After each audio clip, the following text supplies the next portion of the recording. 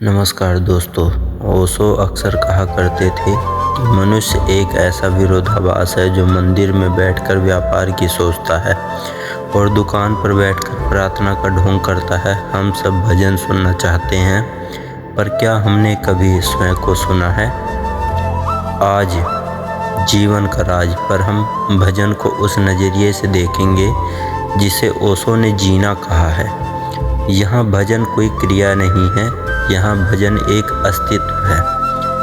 हम सब सोचते हैं कि हाथ में माला लेकर राम राम जपना भजन है, लेकिन ओशो कहते थे कि जब तुम्हारा अहंकार मौजूद है, तुम्हारा राम राम केवल एक शोर है।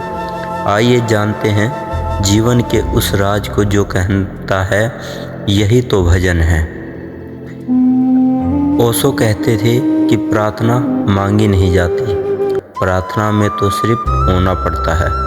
आप जब हारमोनियम बजाकर गाते हैं तो वह केवल एक कला है, लेकिन जब आप किसी कार्य में इतने डूब जाते हैं कि आप मिट जाते हैं और केवल कार्य बचता है तो वह भजन है। किसी के काम जो आए उसे इंसान कहते हैं।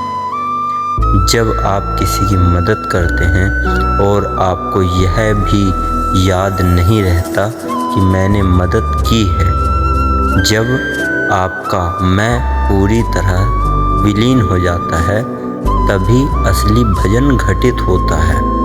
ओशो के अनुसार यदि दान देते समय आपके मन में यह भाव है कि मैं दानी हूँ, तो वह भजन नहीं है, वह आपके अहंकार का नया विज्ञापन है। दूसरों के लिए मिट जाना ही यही तो भजन है। हम घंटों मंत्र जपते हैं, लेकिन परमात्मा को शब्दों की भाषा समझ नहीं आती, उसे केवल मौन की भाषा समझ आती है। पराया दर्द जो समझे उसे इंसान कहते हैं। जब आप किसी के दुख को देखते हो और आपके भीतर एक गहरा सन्नाटा छा जाता है, जब आपकी आंखों से करुणा के आंसू बहते हैं, तो वह मौन ही सबसे बड़ा संगीत है। किसी की निंदा न करना, क्योंकि निंदा करने के लिए आपको खुद बड़ा समझना पड़ता है।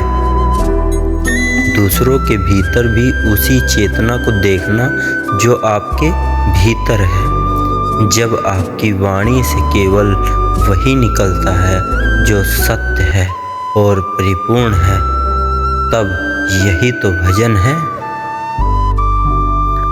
ओशो का एक मुख्य सूत्र था, जो है उसे वैसा ही स्वीकार कर लो। Total acceptance. मिले जो सुख तो हंस लेना, आए दुख तो ना घबराना। अधिकतर लोग सुख में तो नाचते हैं, पर दुख आते ही परमात्मा को गाली देने लगते हैं। ओशो कहते थे कि दुख भी उसी का उपहार है, ताकि तुम जाग सको। जब आप जीवन के कांटों को भी फूल की तरह गले लगा लेते हैं, जब आप अपनी हार को भी उसी उत्सव बना लेते हैं, तो आपकी वह स्वीकृति ही एक महाभजन बन जाती है। शिकायत ना होना ही प्रार्थना है। अपनी नियत के साथ पूरी तरह राजी होना, यही तो भजन है। नियति के साथ राजी होना, आप समझे? ओशो सिखाते थे साक्षी होना। जब आप जो भी कर रहे हैं उसे होश पूर्वक करें। आप अगर रास्ता भी चल रहे हैं तो उसे इतने होश और प्रेम से चलें कि वह चलना ही एक नृत्य बन जाए। जागते हुए जीना, यही तो भजन है। होश में बोलना, यही तो भजन है। हर सांस को महसूस करना, यही तो भजन है। जब आपका हर कृत्य प्रार्थना बन जाता है तो मंदिर जाने की जरूरत ही नहीं पड़ती।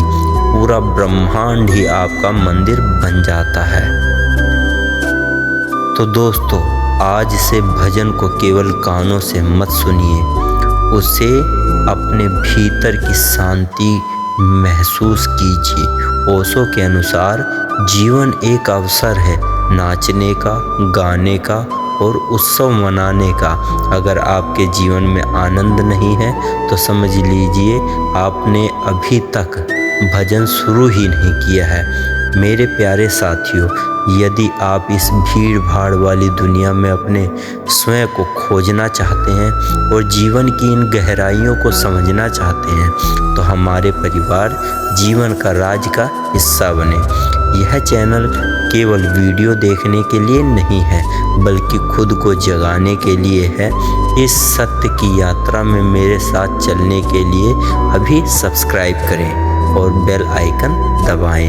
इस वीडियो को उन लोगों तक पहुंचाएं जो अंधेरे में भटक रहे हैं, क्योंकि हो सकता है आपकी एक शेयरिंग किसी का जीवन बदल दे।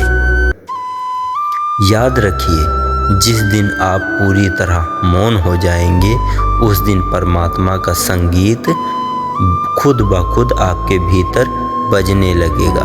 जीवन का राज, होश, आनंद और उत्सव। आपका बहुत बहुत धन्यवाद।